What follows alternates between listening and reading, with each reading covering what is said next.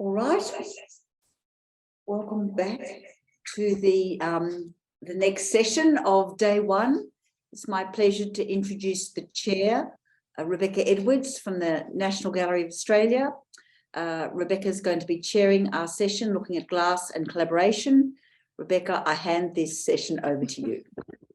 Thanks, Alison. Now, I assume everybody can hear me. I've got quite a complicated audio set up at this end. Certainly can. You need to unmute, I think. No, I can hear. Can everybody hear me? Yes, I think Yes. so. Okay, great. Excellent.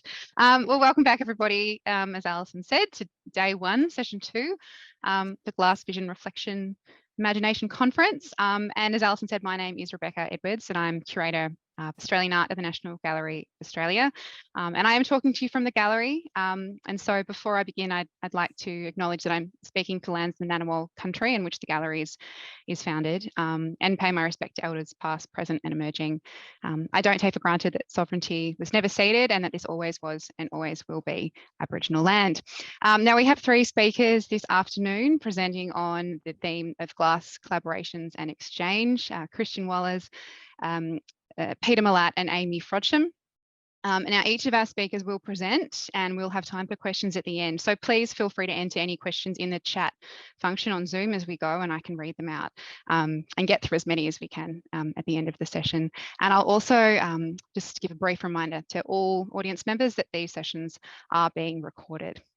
But I will get straight into it and introduce our very first speaker for the afternoon, Kristin Wohlers. Kristin is an artist. She studied at the Berlin University of Fine Arts and is now based in the Barossa, working in a variety of art forms, especially mosaics and sculptures.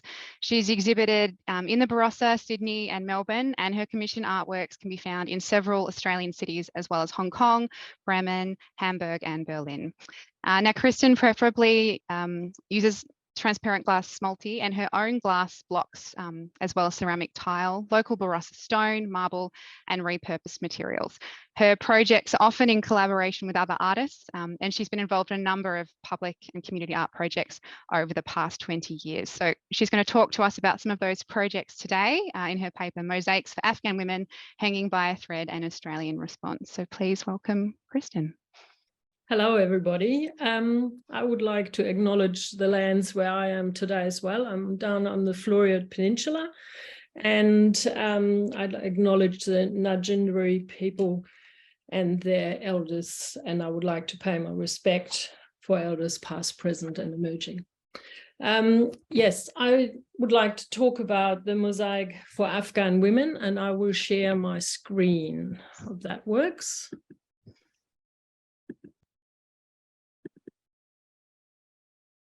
Excellent. We can see that. Thanks, Kristin. Yeah, cool. So, Mosaic for Afghan Women, Hanging by a Thread, is a worldwide project representing the resilience of Afghan culture beyond its borders. The initiative was started by Badi Assis Jabala from Tunisia, Madeleine Tourgeon from Canada, and Tamara Froud from BAM, the British Association of Mosaic, Modern Mosaic. Her presentation at the Mosaic Association of Australia and New Zealand's symposium last year planted the seed in my head to be part of this project. Little did I know. Hanging by the Thread, the project is backed by the UN International Year of Glass and involves over 1,200 mosaic artists from 46 other countries. Each mosaicist made a segment of about 10 by 25 centimeters in glass based on the intricate designs of Afghan ethnic embroidery, like you see in the picture. Ultimately, this international collective work will represent the resilience of Afghan culture beyond its own borders, says Madeleine. Bahishta Anwar, second from the left, says, the team of the Afghan Culture Association of South Australia have made several mosaics, and we are wholeheartedly supporting this significant artwork for a cause very close to our hearts. Bahishta has made a noteworthy difference in promoting and supporting this artwork and making it relevant and helping us in South Australia, but also in Victoria to circulate the artwork. Since the 14th of August 2021, when the Taliban took over Afghanistan, women and girls there have been deprived of their basic human rights, including education, employment, as well as the simple joys of life, like art, poetry, music, and colorful clothing. She says, our hearts ache for the women of Afghanistan who have had their achievements of the last 2 decades torn away from them overnight. 20 years later, they were handed back to their oppressors and left utterly alone to pick up the pieces of their broken dreams and false promises. The mosaic making connected the community and revived the network of the Mosaic Association of Australia and New Zealand representatives and members. Word spread very fast, and in many workshops around the country, mosaicists set to work creating 466 different designs for the 7 scarves in Australia and New Zealand. Many different ideas and designs were developed. And here are some of the Afghan designers. This group, for example, Fahima at the top left is a translator or translated for the Australian government and has escaped from Afghanistan last August, but her family of 7 other people is hiding in Iran. Fawzan, bottom left, she used to be a designer for carpets and told us her story. And these stories, they're just snippets, but brought it really home how important this project is, and to keep the destiny of Afghan women in our minds. People who contributed to the South Australian scarf commented in a survey I conducted. As soon as I heard about the project, I wanted to be part of it. By participating, it feels as if I am spiritually linked with mosaicists all over the world who share similar concerns about the plight of women and loss of culture. Or another person said, the beauty, color, complexity of embroidery of Afghanistan is stunning. Witnessing the return of a brutal, repressive regime with the revoking of progressive rights for women and girls is shocking. To be able, in some small way, to highlight the artistic abilities of the female artisans in Afghanistan through the medium of mosaics seems a wonderful way to show solidarity and support at this sad turn of events. And finally, somebody said, I've enjoyed being part of a worldwide community project to highlight the plight of Afghani women. I've always participated in these types of projects where I can use my mosaic skills to help in some small way. Makes me feel less helpless. Mosaic community members gathered all over the state to make their contributions. Here, women gathered together and created something that Afghan women cannot do at the moment. So maybe just close your eyes for a moment. Imagine you're at home. You cannot leave your home unless you have put on a full burqa and a man is accompanying you. You cannot go over to your neighbor for a chat or just get an egg for your cooking. You're stuck at home. You cannot do your job as a nurse, though nurses are desperately needed. You have no income. Your 13-year-old daughter cannot go to school and is soon to be married against your will to an older man. And that's the reasons, just a few, why I'm supporting this project. Across borders, which is beautiful to think that people worldwide are contributing. This is the process. Each mosaic segment is photographed, emailed for registration to the central organization, checked for the design to make sure no inappropriate designs will be on the public display. Then each registered mosaic is posted on Facebook. There's a special Facebook page. The country coordinator receives the details of the participants, and this detailed structure ensures quality and made certain participants' mosaics were included in the artworks in the different areas and countries.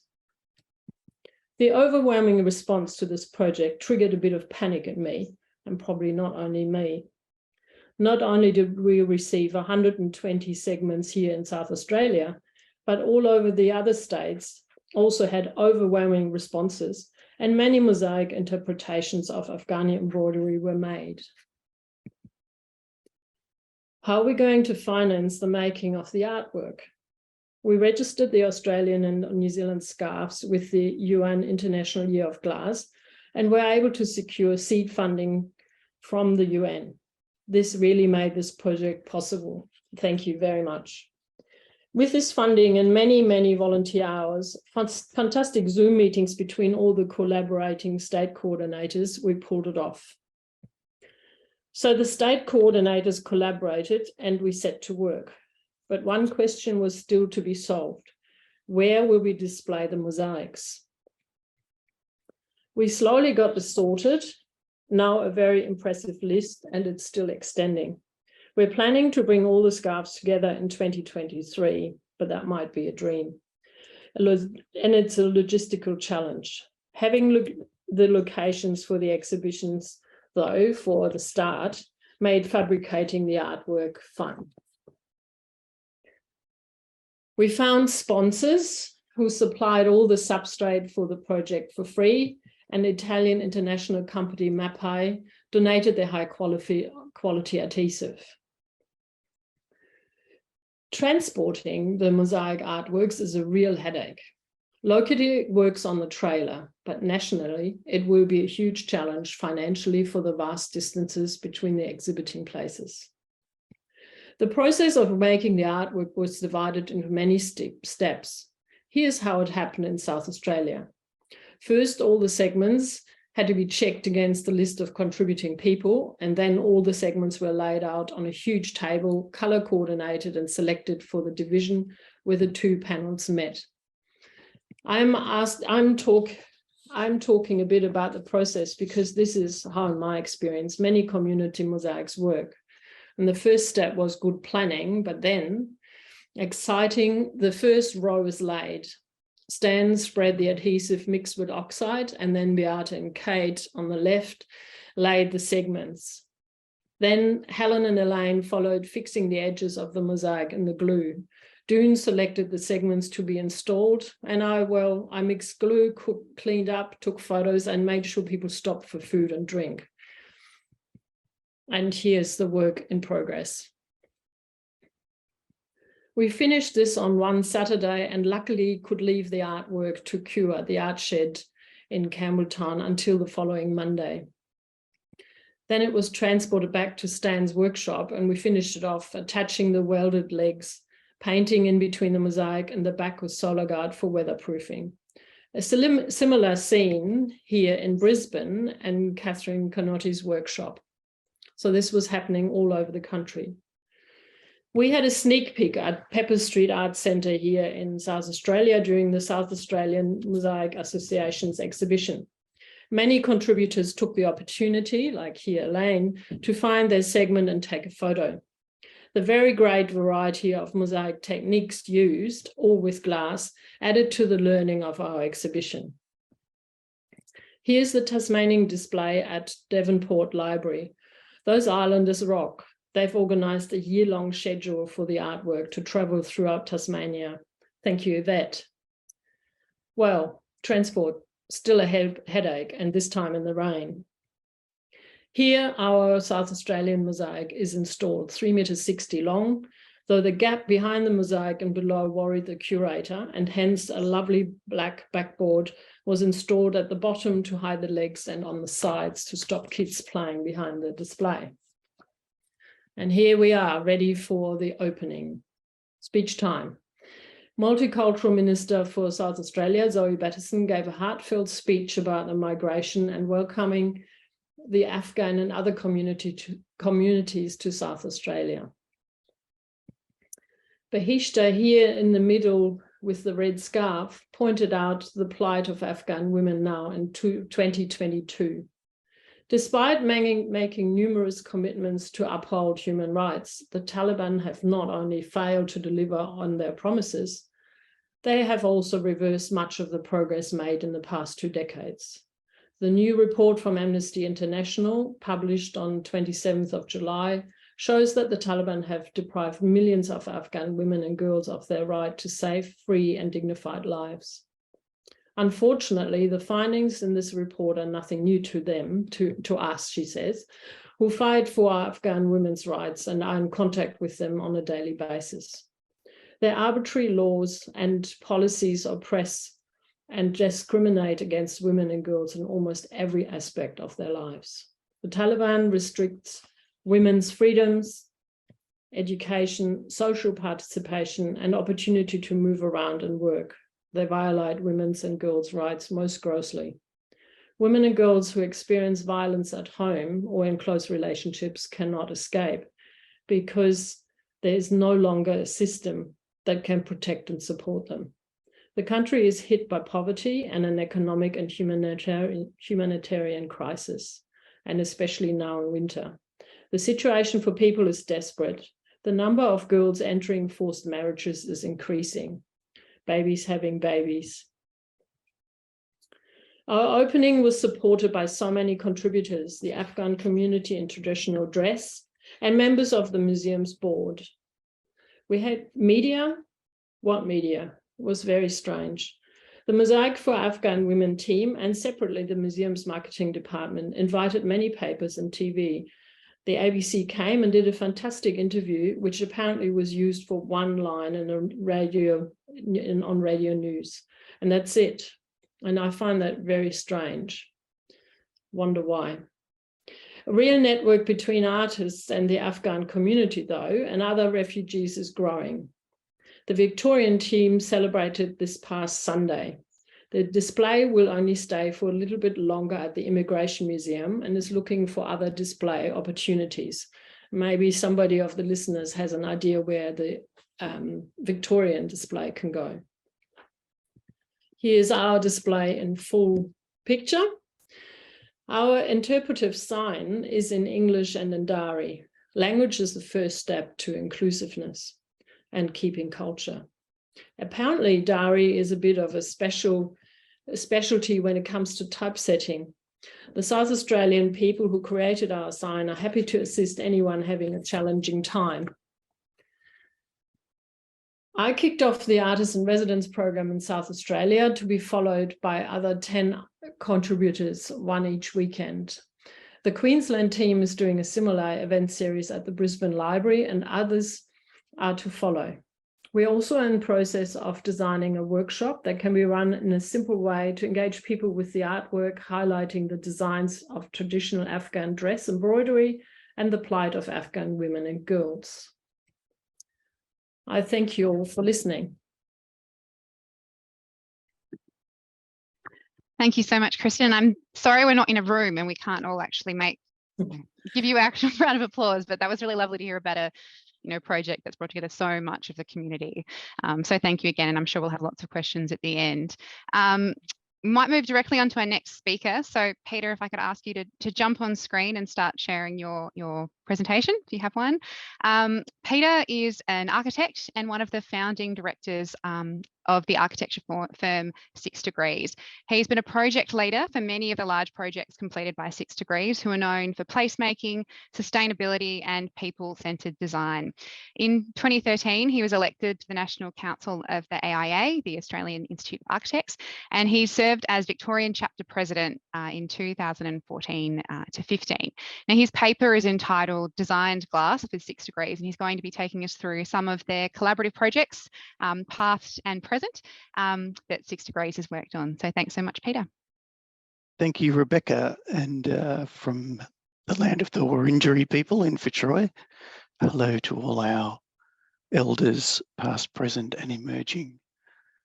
This is going to be a quick survey of the work 6 Degrees has done in collaboration with a number of glass artists. Initially with Tony Hall as glass, and then with his son, Adam. John Thompson has done a lot of the making for both of those artists. And I think some of you will know these people. And I think there are maybe 1 or 2 jobs sprinkled in that Adam Ayres has done for us. But look, we're very open to new collaborations and hope there will be many more in the future. Why do we use designed glass? Well, there's a long history of its use in buildings, obviously. We all know about particularly the medieval era and earlier than that, but we are as interested in its use in early modernism, in schools such as the Bauhaus, by architects such as Frank Lloyd Wright. Le Corbusier was interested in the use of coloured glass. You know, I think it's often thought of as church sort of architecture that uses coloured glass, but that's not the case in our view. It's something that can enrich all kinds of architecture with colour, emotion. It's a sense of craft. It's a trigger of memory of buildings which are made more by hand. And it is that human touch, that tactility that we're really interested in. And that's something we look for in all the materials we use, but particularly with glass. Some early projects I'll go through. This is a very old project at the VCA, a gallery that we did, I think in the mid-1990s. It was their first gallery. And it's got a lovely steel framed and glass entry wall. A little bit of residential work. Like most young architects, we were starting off with more residential work than commercial. And it's not always a complicated process to put a small amount of glass in that adds that colour and texture to what would otherwise be a very standard window suite. Another small domestic job, little strip of glass there. It doesn't take much to enrich the experience of being in that space. Same again. So we generally, you know, use a reasonably geometric type of composition, which is the style that we work in. It's a modernist style. We don't generally use a narrative as such, but sometimes that we do talk with the artist about a narrative of sorts, but it would usually be abstracted to the point that the viewer wouldn't really know what that narrative was. This is probably the first commercial job we put a substantial amount of glass into, which was Kooyong Tennis Club. I think we did it in around the late 90s. There was glass work in the building, in the original building, and we followed on from that theme but used a more modern interpretation of the glass work. Now it was sort of started to move more into larger commercial projects, but we tried to hang on to this idea that the glass would enrich the project. This is a fairly large commercial fit-out project that we did for David Mariner, who runs the theatres at the bottom of the Western Hotel. It's unfortunately been demolished now because of the metro work, but it's the old city square next to the town hall. And it's got some quite extensive areas of glass, which I hope have been saved when they stripped these out. But Tony Hall did these, and we used the idea of sort of pipe work and, you know, because it is a big sort of building, pipe work and the Pompidou and themes like that in this glass work. There's a little fragment from the Albert Park Hotel renovation we did. We've kept this bit actually, and it's in our office in the front wall, because the fit out that we did at this point was removed for a further renovation. Some retail work. And then some sort of fairly corporate commercial office fit out work where, once again, it's just a relief from the standard finishes that you get in commercial architecture. This is a little snip from some accommodation we did at Bray, which is a restaurant and accommodations, sort of high-end restaurant with some accommodation up near Apollo Bay. Once again, you know, we like to use industrial glass as a foil to the coloured and lead-lighted glass. That's just an interest we have in industrial materials like steel and plywood, and it seems to go well as a combination. But as you can see, it's a fairly simple composition of just vertical lines and squares, but this adds a lot of interest to the interior of the building. It's a really interesting one here, and perhaps following on from the theme of the previous speaker. It's a foyer for the DHHS, for what's now known as Homes Victoria in Brunswick Street. And it's a, you know, idea here was to make the foyer into a very welcoming place and something that felt more like a hotel or a high-end residential foyer than a social housing foyer. And the theme we used in the class here was the flags of nations. So, you know, there's an opportunity for people to walk around the space and to find their flag because it is an extremely multicultural rental group in the building. Another shot of that at the back of the building. An example of just a small detail that we sometimes do, incorporating the LED light into a light fitting. And here in another domestic setting, using the LED light in a more architectural sense to join between two levels. And it's also lighting into a void where the stair is in that building. Hospitality venue, this one's the Royal Saxon in Richmond. So some of these buildings, you know, you can look back on this presentation possibly and go and visit some of these. This is upstairs at the Royal Saxon. And this one's at Monash University. It's their Indigenous liaison group, Yelenge. And this is just a little bit of decoration of the elders space. Once again, we're not using a direct narrative or any kind of figurative language. It's quite an abstract geometric pattern, but I think it's the colour and the sort of sense of craftsmanship that we enjoy seeing in the work. Close up of that one. Some more recent projects, we have begun to work on some larger commercial projects, and we're still finding that it's possible with the right client to incorporate these ideas into quite large projects. This one's a project for Mirvac, who are one of Australia's biggest property groups, and it's at the base of their headquarters in South Bank, which is principally office foyers and commercial tenancy spaces. So you can see on the left that little strip of glass. We do find the practical, you know, sort of usefulness of isolating the detailed glass to a strip, or whether it's vertical or horizontal. Identifying that strip makes it much easier to contractually manage the work in larger projects, especially. In this case, I think it's a 250mm strip. And in this case, I think it's actually attached to the glass, not embedded into the glass, which can help us in terms of regulations, particularly with respect to thermal connections and perhaps the safety of it in some cases. So it's animating an area which is a seating area. It's providing a little bit of privacy to those people who are sitting in the foyer, and it's also animating the interior from the outside at night. Just a little snippet of the design process for those who are not familiar with it. This is just a cartoon of glass that I think it's John there holding the cartoon and the sample glass, and a little snippet on the left of it being leaded up before it's been had its linseed oil putty put into it. We still generally use standard leading, or in this case, I think they used zinc.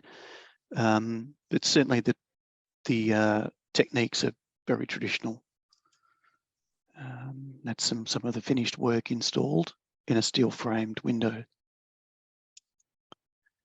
This is probably the largest install we've done so far. It's on a fairly large development in Docklands that we were the principal architect on, and all of the foyers have been animated with glasswork. So in a similar fashion, we've used a horizontal and sometimes vertical bands so that the work can be isolated, costed, and manufactured separately and then brought to site for installation. In this case, I think we did some sketches, and then Adam and John at Adazaz did the final cartoons and glass selections from the inside. Bits of wired glass, bits of industrial glass. Fluted glass is a very good one to use because it's quite freely available. It does require a wide comb, I think, in some cases. But generally, keeping the strips below a certain width, I think it's 300mm, does assist in reaching your AS 1288 compliance with these installations. So a couple of little lessons learned, I think, over time, and it has been quite some time we've been working with the craft and the artists. Management of costs and time are very important for the artist and the maker. So we do need to be able to inform the client about the costs at an early stage before the design or the making has progressed too far. From the client point of view, most clients are very open to the idea, but they do need to have some design awareness, and they do need to have the opportunity to review and approve the work, and they need to make the appropriate budget allowances. So we generally work with the glass artist to establish those at an early point, and then we'll try to design within those cost parameters so the client doesn't get any surprises. The architect's job really is to shepherd the artist in this process, you know, be encouraging not to design the work, in my view. You know, it's tempting for an architect to actually take control and try and design everything. But I don't think that's giving the best opportunity to the artist and the maker to provide their skills and ability in maximising the outcome for the client.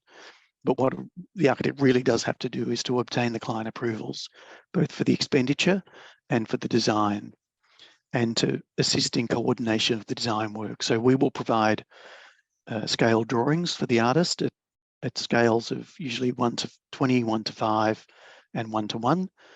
But we'll then coordinate with the builder to get very accurate dimensioning so that the maker can make in advance of the windows being installed, because often the time isn't there to rod measure every window, to make in advance the panels so that they can be installed by the builder when the windows frames are installed. So we will generally manage that process with the builder rather than have the glass maker install themselves so that they can come under the builder's window warranty.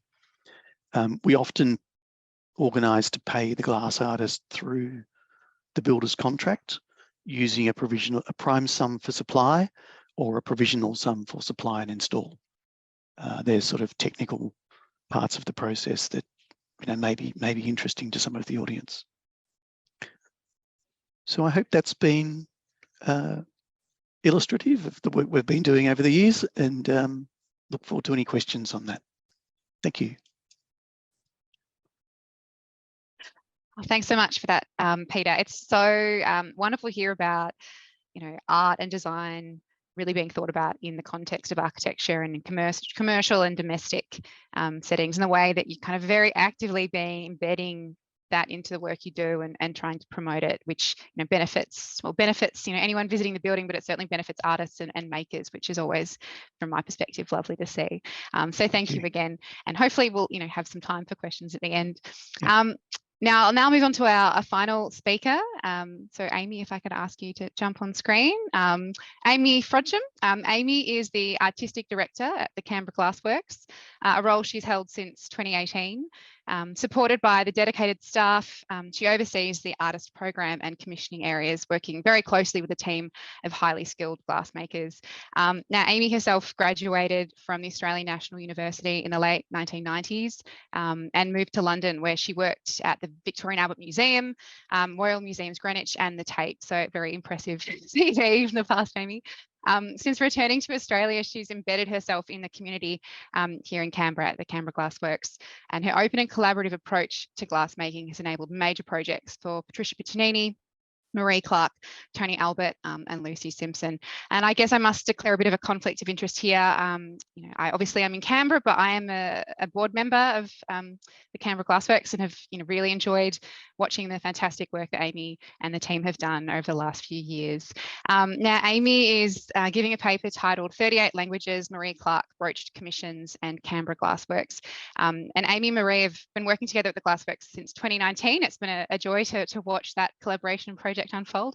And Marie is a Muddy Yorta Yorta Bunurong and Wemba Wemba woman based in Melbourne. And she and Aimee have successfully completed major projects for the National Gallery of Victoria, the Museum of Contemporary Art in Sydney, University of Melbourne, and the National Museum of Australia. So Aimee is going to discuss this collaboration a little further. Thanks, Aimee.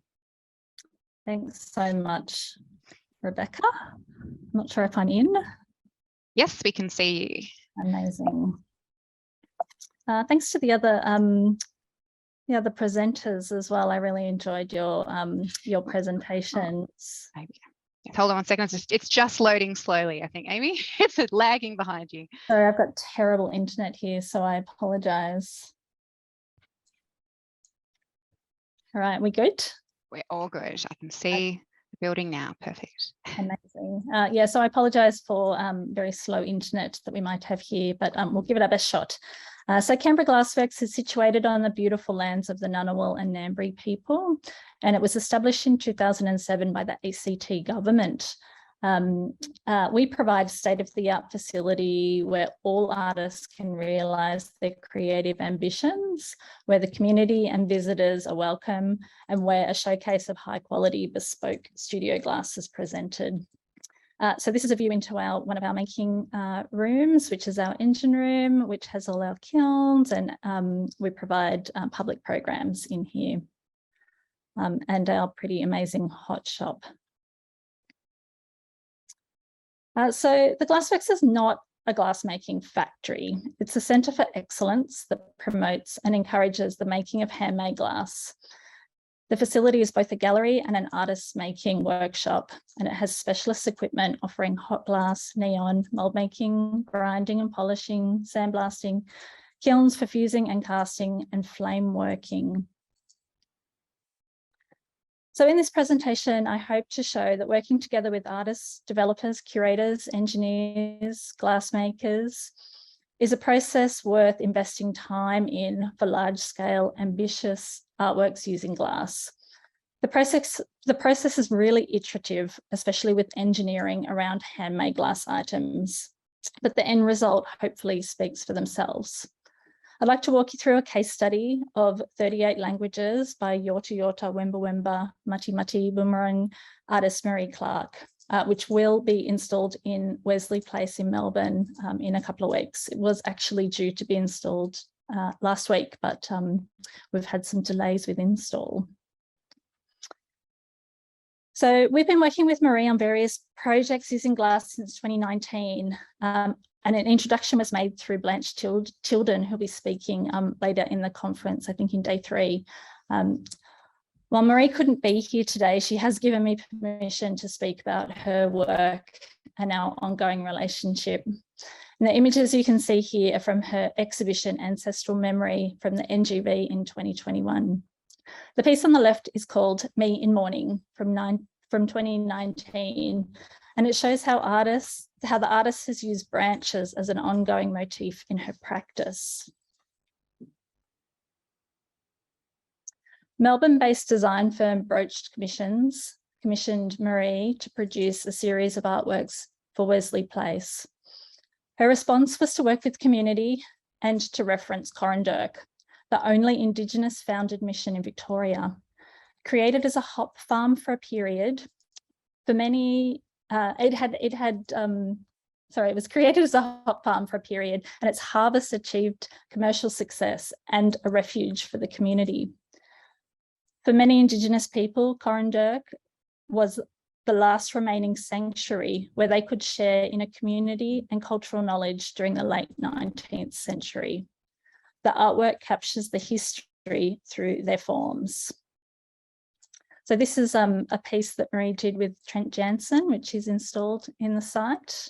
And our piece references this artwork and is the next iteration of this series of artworks that we'll be doing for Marie. So following on from the cast benches, Broached and Marie approached Canberra Glassworks to fabricate a suspended glass sculpture for the colonnade that runs underneath Wesley Place. So this is the original pitch that we were given from Broached Commissions. And our brief was to provide fabrication options for a suspended artwork using branches. The process was to provide prototyping, to design and document, to do the engineering, fabrication, right through to installation. The team involved Marie Clark, Roach, Commissions, Lana Jones, engineers at Axolotl and Partridges, glass casting expert Spike Dean, technical manager Tom Rowney, technical designer and fabricator Sean Booth, a rigger Carl Woods. The client was Charter Hall and myself as project manager. So this is part of the prototyping process where we did everything from sourcing the branches, and we did most of the sourcing of branches over Zoom. We then took the branches back to our mould room and did some fabricating where we made moulds using alginate and we had to make rubber moulds for every single piece of the branches in the prototyping process. So once the molds were made, we were able to pour waxes, and this wax making process enabled us to test some options. Those options involved whether we cast the branches vertically or horizontally to test all kinds of different things within the casting process. So here we have Spike about to load the kiln after the waxes are steamed out of the mould. And on the right, we have our first prototype. And you can see at the top of that prototype, there is sort of two prongs. And for this prototyping process, it enabled us to make materials and have these objects that we could test the joining capacity of the branches, because it's just impossible to cast a branch that's 2.5 meters long. So here we have one of the branches when we originally thought that we could cast the branches in 4 segments. So we're testing the hang of the branch on the left. In the center here, we are testing what happens if a piece were to fall for the engineers. So the distance in which the pieces would break and what impact would be caused if the branch did fall, which of course it won't. And here we are testing wind. So the wind testing was really critical, and this is where the iterative process is built in with prototyping. Once we established the amount of movement in the branch, we could then design the layout for the branches and the support structure, which then we could move on to the engineering process. So design documentation, once the engineers were happy with the wind loading on the pieces, we could ascertain how far apart the branches had to be. So here we are in our space and we're hanging the branches. We don't really work with any 3D modeling or anything like that. We work with real material in real space. So we established a layout with the knowledge that if the branches were exposed to wind, that they would not clang into each other. And they went off to the engineers, and then the engineers could ascertain the hanging points within the build. And this again is the iterative process. So the branches weren't made, so we had to estimate their weight, to do the weight loading testing, to then enable the eye bolts to get fixed into the building as part of the construction. So we're kind of going back and forward between the engineers and the builders. In this case, it was Lendlease on site, and then with our fabricators to make sure it all came together in a safe way. So here we have some further design with the layout, the loading, the frame design, and right through to the eye bolts that get built into the building. And that's the first bit that needs to happen in the build, is the eye bolts need to get built in, and then we can come later to install the artwork. And this is the final design. With the pieces, you can see the branches are in 3 parts. The frame is designed. We have finish, we have sign off from the engineers at this point. So we're able to kind of hit go on the fabrication. So here we go, we start fabricating. So we are fabricating 8 branches that are 2.5 meters long in 3 parts per branch. So we get sign off from Marie all the way through. Marie makes the selection of branches, and then we go through this testing phase to make sure that the gravity and the hang is right.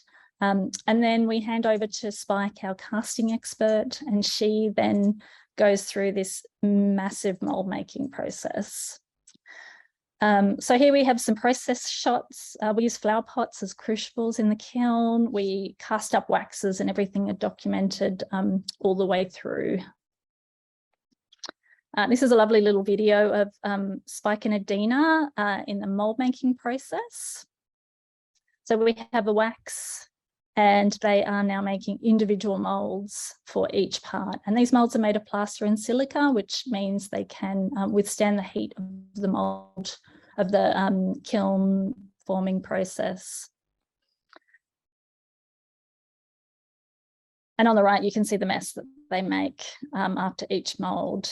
And of course, silica is quite a toxic material. So we work really carefully with all the safety requirements to use that kind of material.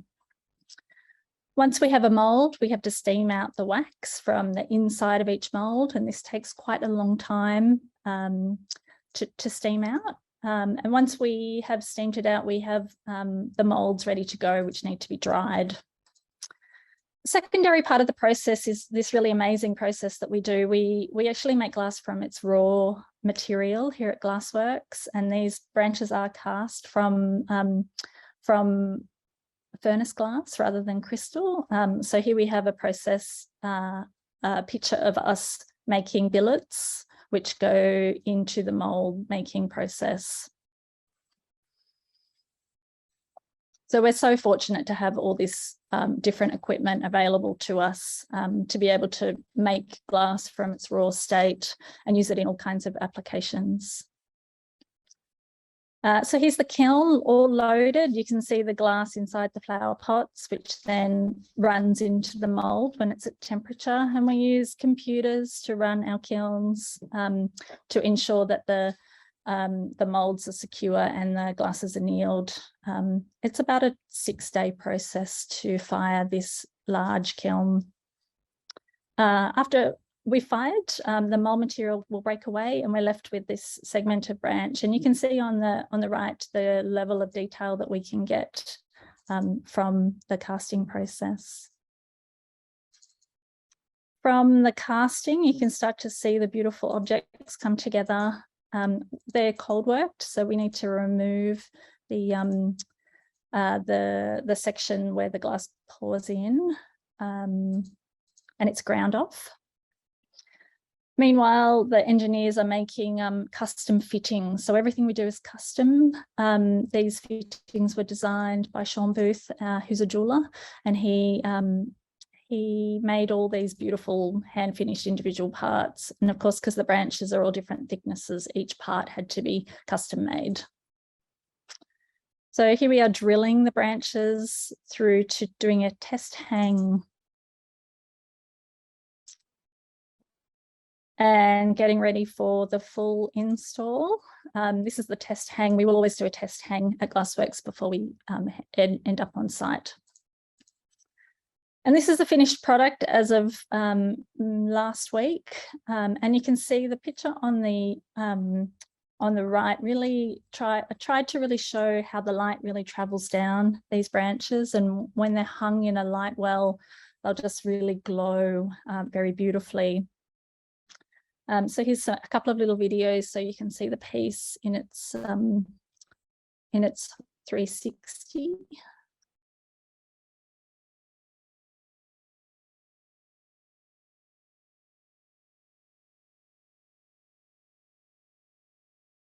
It really is a very beautiful piece, and I just can't wait to see it installed.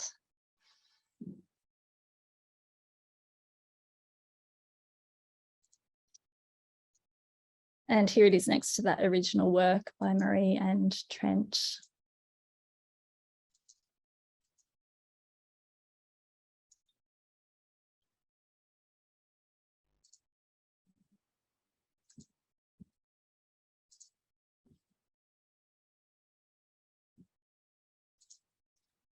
So I guess for us here at the Glassworks, it's, we are really, really fortunate to have these makers and have these opportunities to make these works. And we do work completely collaboratively as a community of makers, as well as reaching out to a community of professionals, as well as working very collaboratively with artists who commission us.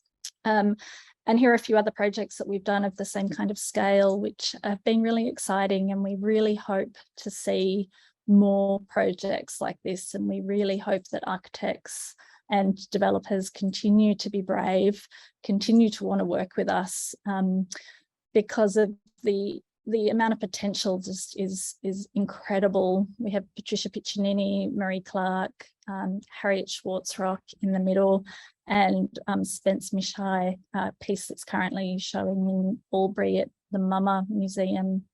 So thank you. Thanks so much, Aimee. It's sort of amazing to see how for work that's quite pared back, it's sort of very elegant in simplicity. There's a hugely complex process behind it in terms of the prototyping and the testing and the number of people involved to get it happening. So that's sort of quite fantastic to see. But also, obviously I'm quite familiar with the Glassworks, but I think for everyone in the audience to see the backdrop of the Glassworks as well, and what an amazing space it actually is. Now, if I could ask all of our speakers to come on screen, just to sort of thank you collectively, Kristin, Peter and Aimee, thank you so much for your very thoughtful talks. So interesting to think of the idea of collaboration, collaboration in terms of artists in the community and artists and architects and builders, and then, with our final talk, artists and artists, really. It's been a really, wonderful afternoon. I'm now happy to say we've got some time for questions. So if anybody does have questions, please pop them in the chat, and I can pose them to all three of our speakers. But I might actually kick off with something I was thinking about. And it's that idea, I suppose, of artists and artists. And this is for you, Aimee, actually. I find it quite interesting, at the Glassworks, particularly how many non-specialist glass artists come in and work with specialist glass artists. And I was wondering if you could maybe tell us a little bit about or reflect a little bit on some of the, maybe not strange isn't the word, but the expectations of some of these non-specialists that come in and the projects that ensue. I'm sure there's kind of often a strange disconnect between what artists think might happen and what glass as a material can actually do. I think, and both other speakers touched on this, the biggest thing to unpick with anyone is the cost. The cost is really huge, and I sympathise with Kristin a lot about transport, and we're constantly trying to grapple with that side of things, and the cost of making is huge.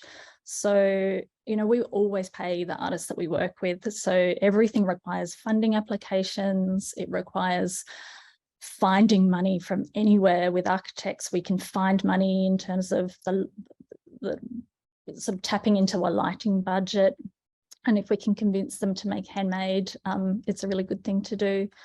So yeah, that collaborative process is really ingrained in all glass making. It's something that we do inherently because of the nature of working glass. Even like I imagine, and we do mosaic here as well.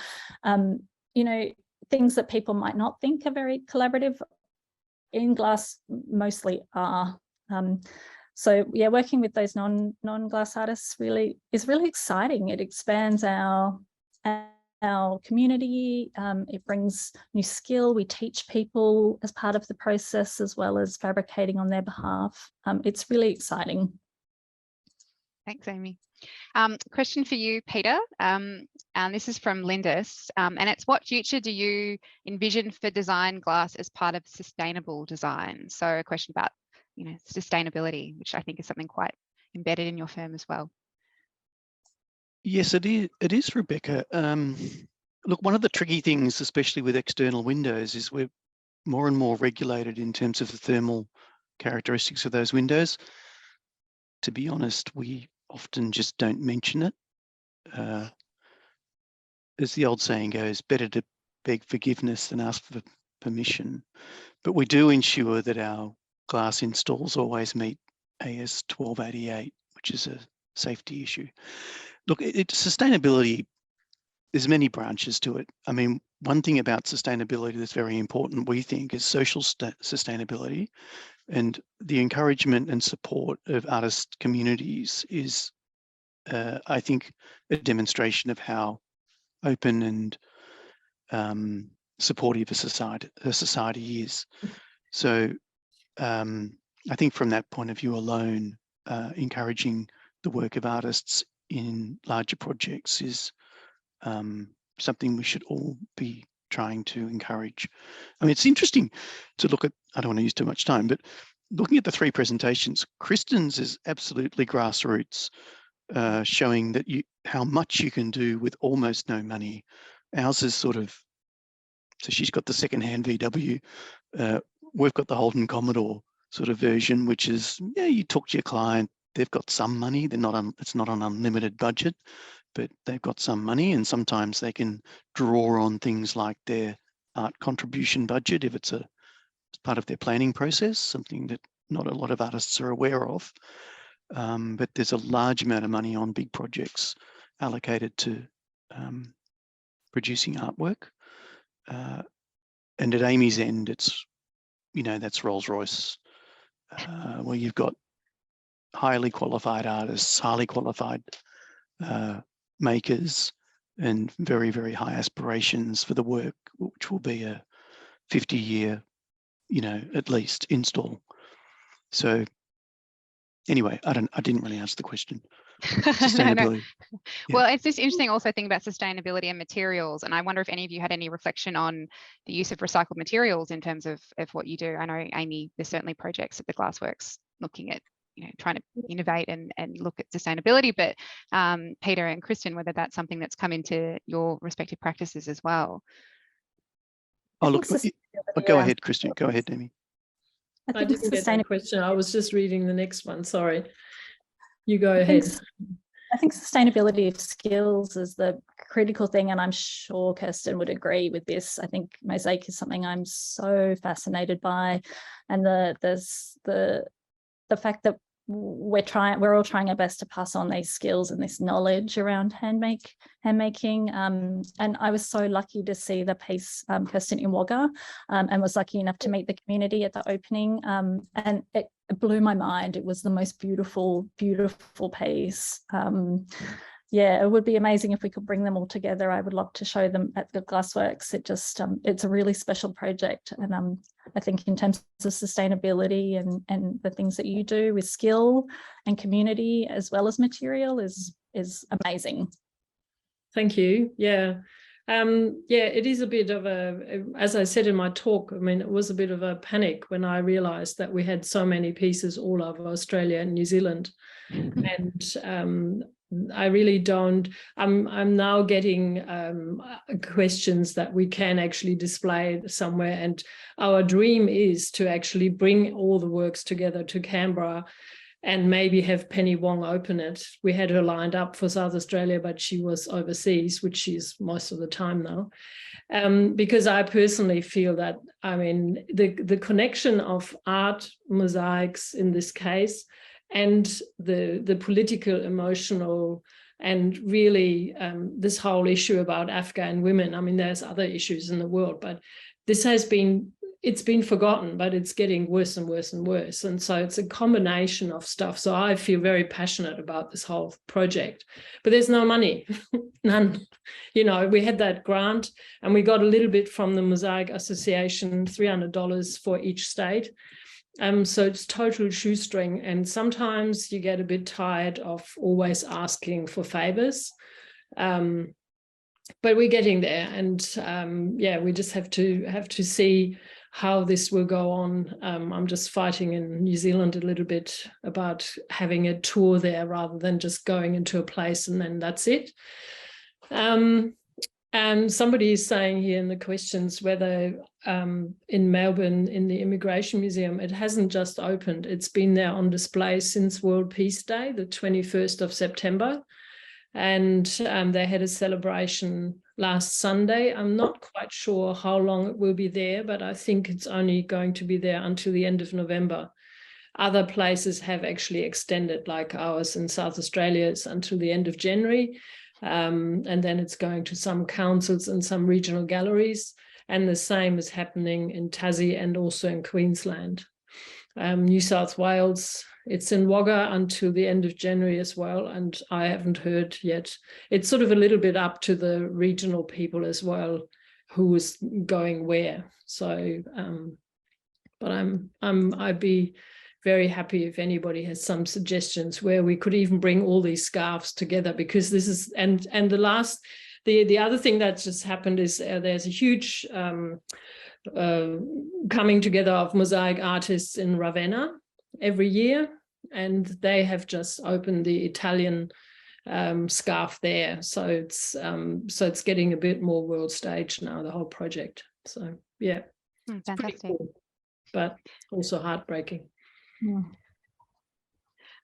Rebecca, we have used quite a lot of recycled materials over our time in the practice, mostly because of that idea that don't throw it away. If it's a better material, then you can buy new, but also just the memory that you can get from those materials. And some of these glass works that I showed have got recycled church glass in them, from windows that have been broken, or which leads me on to a question from Bronwyn.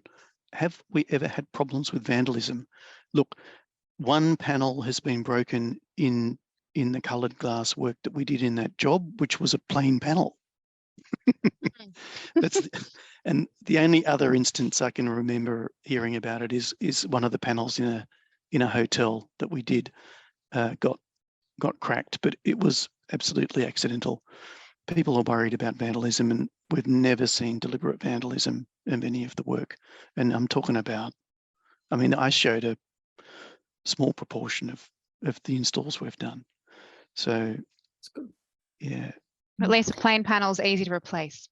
Well, and funnily enough, they haven't replaced it, but it's just a translucent panel in a large object that's got bits of lead light in it.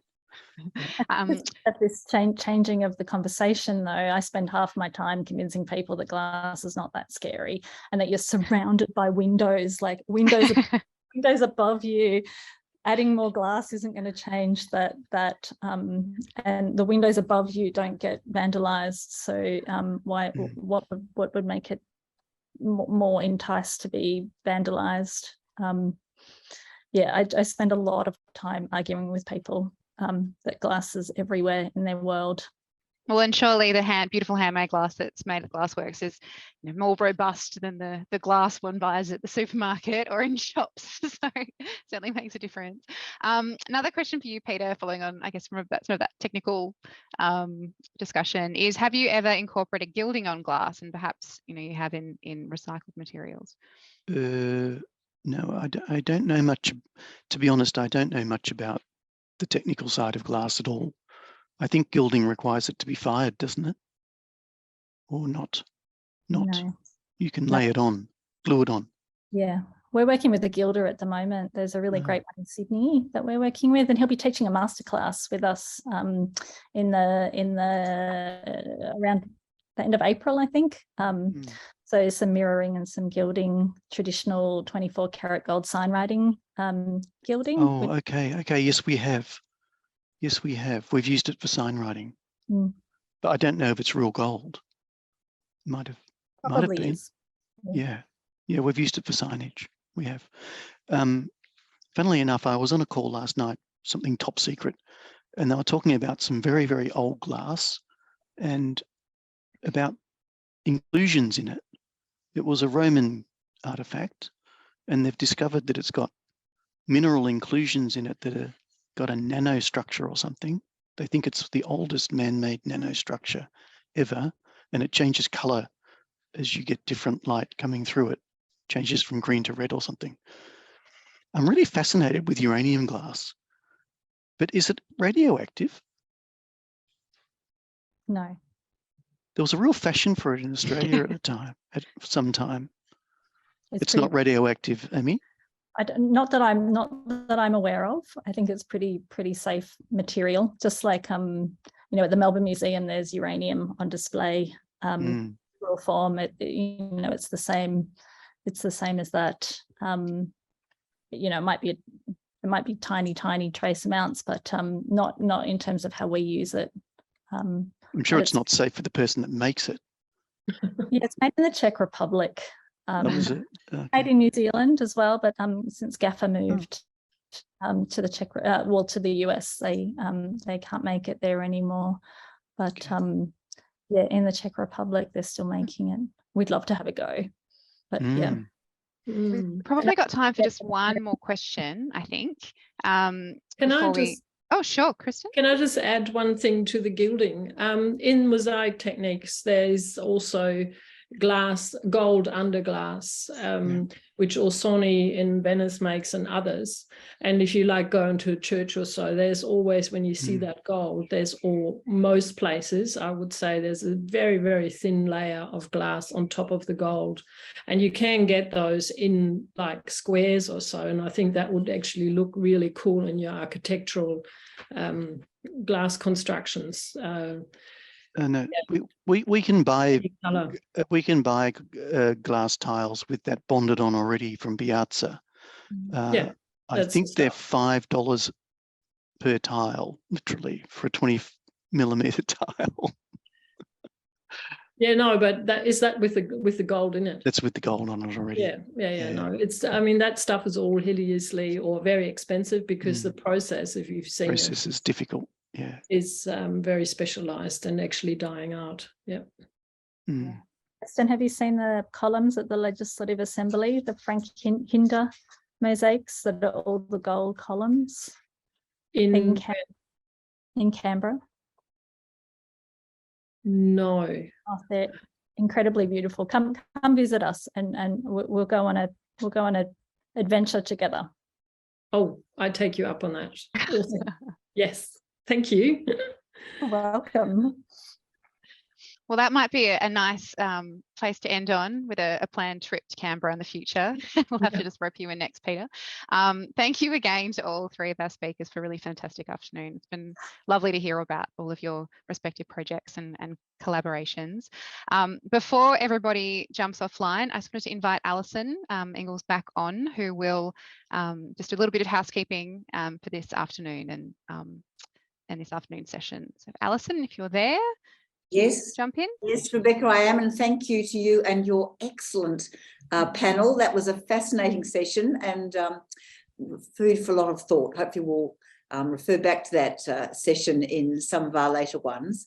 I just wanted to remind everyone that we have one further very special event as part of our Day One program, and that's happening. We gave you a bit of a lengthier break after having fairly back-to-back sessions most of the afternoon. But at 6:30 this evening, if you come or you can stay on this Zoom link, we'll have Caroline Miley talking about her very beautiful, very recent publication, only came out in the last few weeks, on Kristin Wohlers. So she'll be talking about this. It's sort of like an online book launch, and I hope you will come and join us for that. And that's taking place at 6:30 tonight on this Zoom link. So apart from that, I'll thank again Rebecca, Peter, Kristin and Aimee for a really terrific session, and see you all a bit later this evening. Thank you. Thank you. Thanks, Alison.